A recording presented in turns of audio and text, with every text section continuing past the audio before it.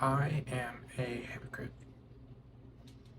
A couple days ago, I made a video called Be Bold for Christ, or something along those lines.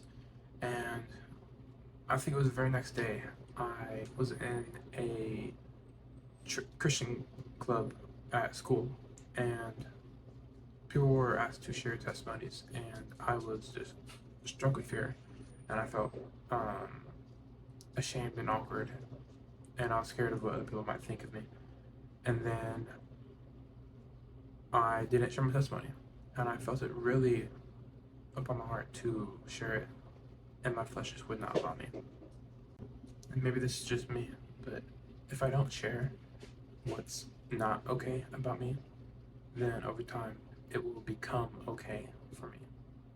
Not calling out a sin is pretty much entertaining the sin, entertaining that spirit. How are you going to overcome this sin by not addressing it? And that's what I'm trying to do here. I'm trying to make my sin known to myself. Because if I don't, then I won't stop. But thanks to Jesus Christ, I am no longer identified as a hypocrite. I am identified as a child of God. And while I was at school, in the club that I was in, I got a revelation. And it was put on my heart that while I was being or feeling awkward and uncomfortable, Jesus Christ went through far more than just feeling uncomfortable on the cross. He went through far more than feeling awkward. He died for all of us, not so that we can be hypocrites, and not so that we can live in our sin.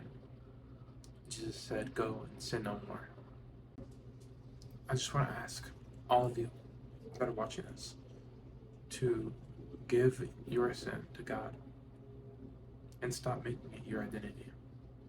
When Christ died on the cross, He made it so that we can put our identity in Him. When He died, the veil of the temple was torn, making a relationship possible between God and man. There is no longer anything that can separate us from the love of God. All we have to do is trust in Jesus.